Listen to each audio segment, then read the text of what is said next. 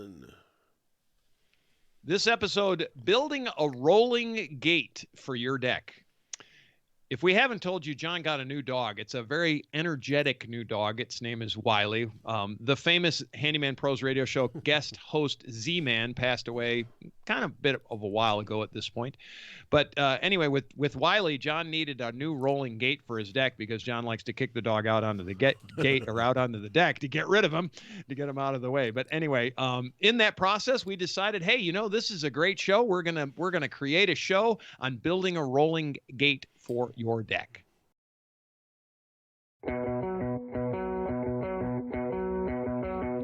Welcome to the Handyman Pros radio show. Home improvement and maintenance tips from the pros.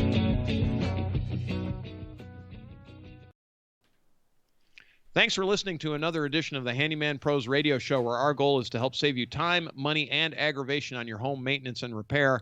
This edition's entitled Building a Rolling Gate for Your Deck. I am here with my ever cheerful co-host and old buddy, John. Johnny, tell me a story. Tell me a story. Well, not a whole lot going on. Just, we thought when we were looking at this gate, we also talked about those balusters, which we can discuss in some more detail here. And matter of fact, when you were over, you actually got a chance to see what I was talking about. Yes, I did. So, that's another part of this equation. But I, let me go ahead and we can look at this together. Johnny has pictures. We got pictures for the video, folks. For the video. So we are doing video. Oh, wait a minute, wrong deck. Yeah. So we wanted to just kind of show a little bit about what I did, and I went and I had the stairs going up to my deck, and I could have put a swing gate in there, and I didn't really want to do that. I just wanted to put like a rolling gate that just rolls right back and forth, and I actually found the parts come in like a kit. Oh, nice. Off of, I don't know, someplace. Amazon, I don't know. But it's meant for 2x4s, and it has all the pieces and parts to it. And some of them I didn't use because, and I'll explain why. Like Larry said, no pictures, Johnny. There it is. No, rolling gate deck. Yep, we'll figure this out. But why did I do it? Like you said, dog containment. That basically, I was I had the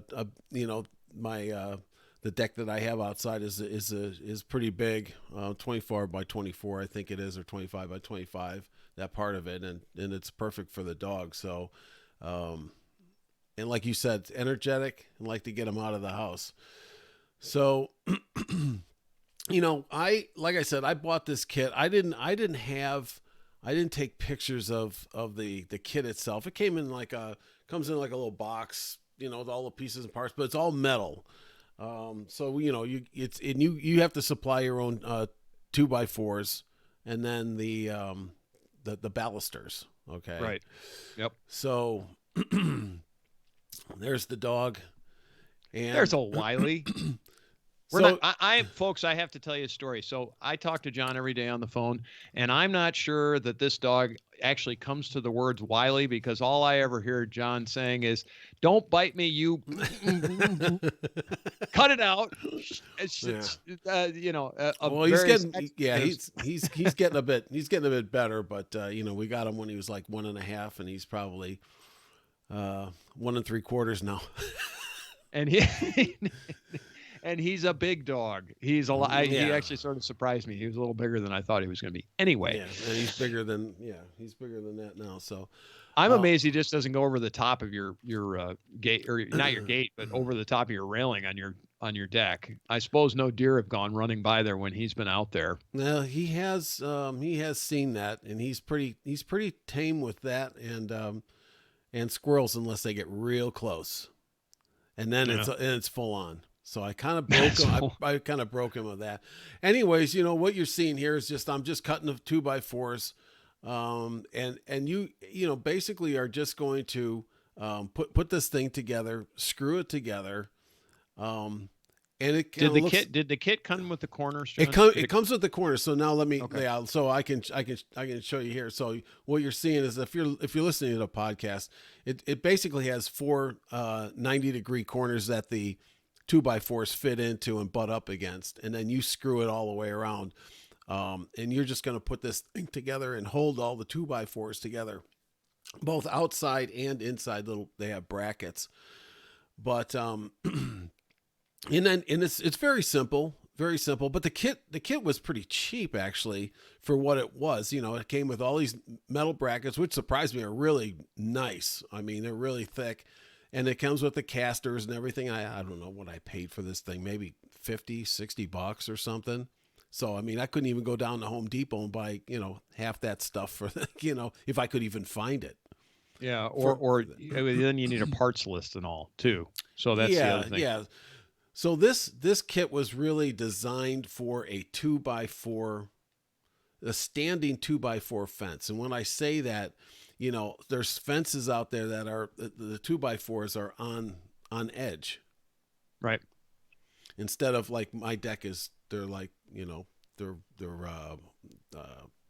horizontal. That's not standing vertical, and so it comes with these brackets that really the way they're supposed to be is they grip onto. Let me see if I can get in the camera. They grip onto each other like an arm, and they slide across like this. And so I couldn't use those because of the configuration, but I wanted the rest of this stuff. Right. And so you just put all this together, and you have to buy the baluster. So I went down and I bought these, the round balusters. Which we did a show on, by the way. Would I do that again? I had, I in this case, it's not bad. We talked about this before that, it's pretty low right at this place, but on the other side of my deck where it might be 20 feet off the ground, probably wouldn't want them where you have a high deck. Yes. No. So you can see in this picture, if you look at this picture down here, that my computer is down below my camera, just so you understand. You'll see me look down, but you actually get a good idea of how those balusters actually fit into the mounts. And the mounts basically look kind of, I would call them like an inverted cap, and you screw the cap in and then you stick the baluster in.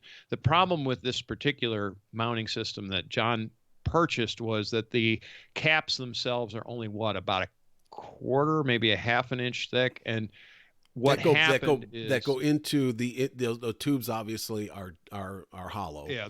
But they go in. They hold in actually on the outside, but like that over the pin. And the problem is there just isn't a lot of room, and they've actually popped out and fallen off at the top, obviously.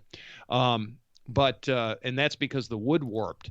And so now John's working on the second iteration of this. Again, we did a show on this already, but this picture actually gives you kind of a good idea. You can see how that actually happened. And John's drying the wood as we speak. I've got some wood that's I'm seasoning right now. Yes, we're seasoning because I believe, and it's my mistake. It's on me that I probably used the boards. I don't know if this was the top or the bottom, but if you can see my little mouse there, one of the boards was pretty wet, if I remember right, and I think I used it for the bottom and then one of the sides, and it sure enough warped on me. So conversely, if you're using wooden balusters and you're gonna screw or staple them screw or nail them to the frame, you probably won't have this kind of problem. Just so you know, wooden balusters, Right. Exactly. So I'm just once again, it's just a caution on these things. Like I said, a buddy of mine just had his deck done, did the same thing, and his deck is way off the ground. And I'm just surprised. I'm really surprised because if your kids were running at this thing, I don't think it would. Yeah, straight through. Exactly. I don't think it'd stop them even if it's mounted properly. Honestly, looking at what they're held. No, that's what I mean. That's exactly what I'm talking about. So anyway, more on that later. But yeah, but this gives you an idea. Here's a picture of the gate that is completed. Now you don't have the casters or anything on that picture. Is that correct? Right. Okay. So that's actually the opening right there behind you. That's behind that picture. That's right. So that's the stairs going down. There's only 3 or 4 stairs going down. Right. But you know the way those balusters go in is that you have to close it from one end to the other, so it kind of sandwiches itself. Right. So they're all. Like a big zipper. I wish that there was another way that they could do it. We talked about this before. Probably too much time involved. Doing it a different way, like drilling holes in the wood, holes, yeah. and then Yep. putting them in one at a time. I would have preferred that, even if it took more time, if you want to do it this way. But anyways, so that was an accomplishment right here, is to get all those things, lined up and in place and close this whole thing onto itself, to sandwich those balusters in there. And, so that's kind of where that's at. And actually I can see the wood. It was way too wet. It was, I can see a green spot right here. So anyways, and then I stuck the the casters on here, the wheels, and they come with some really nice wheels. We can't emphasize having good wheels enough. So I just want to go over this a little bit, because anytime you're dealing with anything that's outside, you want to make sure that it is rust resistant. And that basically to me means it's either made out of stainless, galvanized, or aluminum. And the wheels themselves need to be of good quality. So I prefer a nylon type wheel myself, because it tends to be a little more forgiving. Or I really am liking, for larger applications, I'm liking wheels that have just the solid rubber tread on them, Yeah. or a solid rubber coating on them, on the outside of the wheels. And good bearings, folks. Make sure they roll, that they actually roll well. Either have bearings or a good bushing, either way. And a grease point to me is beneficial. Maybe not so much on a gate, but on a bigger gate, if you're doing like a fencing gate, definitely you want to have a grease point somewhere. Yeah. So these principles apply to all of these kinds of things, but have a good, spend the $5 extra for the good rust resistant stuff, because after 5 years, this stuff, if it's not rust resistant, it's going to rust, and then you're either replacing it, or it just looks like HE double hockey sticks. It just doesn't look good. And it's an aggravation. You actually can create your own problems by putting on poor hardware. So with that, keep going, John. Yeah. So anyways, everything is 4 inches apart. Those wheels are about 4 inches. So the bottom of the gate, which this is the bottom, will be 4 inches off the ground. You can always put a piece of wood or something here to close that off. I think it's too much of a gap myself, for little kids. So you want to be cautious of that. I'm going to tell you, check your local codes. Well, because there are codes for there that. are codes, and the minimum here is 4 inches, but I don't like that. I think it was too big. But you make the decision yourself, and I can always have put something there. To me, it really doesn't matter, as long as the dogs couldn't get out. Wiley told me he doesn't like 4 inches because his tennis ball gets out underneath it. That's what he told me. The tennis ball go through the gate here. They'll go through all my other pickets. But anyways, so that was, it starts to come together, and and then I had to, so since my, let me back up, since my gate, or my existing, is not standing 2x4s, which usually some of those are, and that's really what this was made for. I had to build like a little containment for it up here, so I could park it in there. And what'd you use for that? 2x6s? No. I just used a 2x4, whatever is left over here, and then a 5/4 board on the top, so it matched the top of the rest of the railing.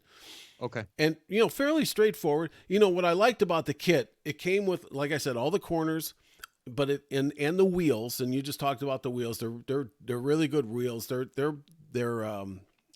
painted really well, with industrial enamel. So it's good. And it came with the latches and the locks and, all the other pieces and parts to this thing, which, when I opened it up, I was like, once again, I couldn't buy all this for what I spent for it. Right. It was just done. So, but anyways, so I got this thing, and it's going, it works like a champ. and Wiley, And there's Wiley Wiley's like standing on it. Yep. Wiley's like, you got me locked in now. So, job done, and mission accomplished on that. Now, approximately, do you know approximately how much you invested into this? Well, I think it was $60 for the kit, and then I think I paid. I thought I saw an arm and your leg out there for the lumber, but that's no, not this lumber. We're getting to that. But those pickets, those round pickets that I had here, they come in packs of 10, I think, and they weren't all that expensive. And I looked around, and really that was the only ones they really, they must be selling the heck out of those things, which scares me again. But, and the lumber, that was only 4 2x4s that I bought. And so, a piece. Did you buy the 5/4, or was that, or did you have it? I had that. I mean, okay. I had that. So all in all is probably $100 for this thing. Okay, so that's not bad. And so another question, and I know the answer because I've actually seen it, but how much of your deck space did you give up? You really, well, I mean, you don't, in a rolling gate, it's kind of like a pocket door. You don't give up any real space, but about what is this, 4 feet? Is this a 4-foot gate or is it? Yeah, it's about 4 or 5 feet, I think. Yep. So your pocket extends out about at the width of a 2x4 out about 4 or 5 feet. So you lose a little bit on your deck, but not a tremendous amount, less than you do on a swing gate, because you can't have anything in front of a swing gate if it opens in. And if it opens out, then I couldn't have it open out. You couldn't have it open out because it's going to hit the railing onto the deck. Yep. So and that's why I built it. So, from that perspective, you're absolutely right. The observations, right. So I think I've got another. Yeah, now he's trying to figure it out. I will tell you that the dog is smart enough to know that when I was latching it, he was watching me latch it, like he was taking notes. He's a crafty. Yeah, he was taking notes. Like, this. And we'll be glad he doesn't have an opposable thumb. That's all I'm saying. He actually, when I didn't latch it, he actually moved that. He actually rolled it back with his nose. With his paw, he just grabbed the gate. Oh, really? Yeah. Oh, yeah. So I gotta be sure to latch it. But just to show you, this is what it looks like, after I stained it. So I really didn't lose anything on the gate. It's exactly why I wanted to build it, was a pocket door. Yep. And but just to bring your attention, it's these at the very bottom. This board warped down. You can actually see it a little bit in that picture. And this thing here, these started to, and you could probably see them if you look real close if I blew it up, but they're actually now parting ways with this board on the bottom. So yeah, they're basically just coming undone. They're just falling off. They're falling off. And one day I was rolling it, as it bounced across, the boards here. And here they come falling out like wind chimes, It sounded like a wind chime. Ding, ding, ding, ding, ding, and it was, it was scary, and I said in the other episode was like, boy, they really didn't catch up with me at the moment. But then when I was thinking about it, I was like, wow, that's pretty dangerous. And you don't even know it, because it warps so slowly. And like I said, my friend, his whole deck started to do that in a spot. And I was like, wow, it's just not me. I thought it could have just been me, but it's not me. So anyways, but it's a great gate, go on Amazon. I don't want to plug the thing, but it works fantastic for me. I'm going to, like Larry, like you were saying, I got some wood outside right now being dried out, and I'm just going to replace this. I mean, it's a very, very simple build. Just take this apart, replace them, and you're good to go. But yeah, I mean, well, I would recommend this. I'm really enjoying that thing, to tell you the truth. So folks, I have to tell you that. So here's a little story. So John comes to me the other day and he says, I was really glad that they put those balusters up in the spaceship, because that's how I got away. that's so right. Yeah, I snuck out.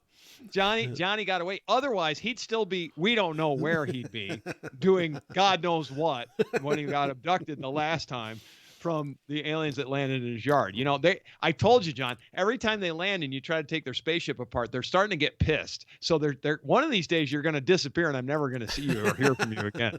I'm starting to. You won't be the only one that'll be happy about that, but so. All right, folks, if you have any questions, comments, or concerns, send us an email, questions at handymanprosradioshow.com or at handymanprosradioshow@gmail.com. Either one, you can get a hold of us. Sign up for our newsletter. That's at handymanprosradioshow.com on our contact page. Just go to the contact page, and we've got a sign-up form for that if you would like to get our newsletter. We're sending out lots of tips and tricks, basically time appropriate sort of stuff. Like, you know, this week you need to think, or this week or this month you need to think about, well, here in Atlanta, it's pollen season. It's time to change the old filters in the AC once it's done. By the way, once the filters or the pollen season's done. Don't you love pollen season, Johnny? It's awful. Anyway, we are on Facebook as well at Handyman Pros, and we are on Twitter at Handyman Radio. Thanks for listening. We'll see you next week on the Handyman Pros Radio Show.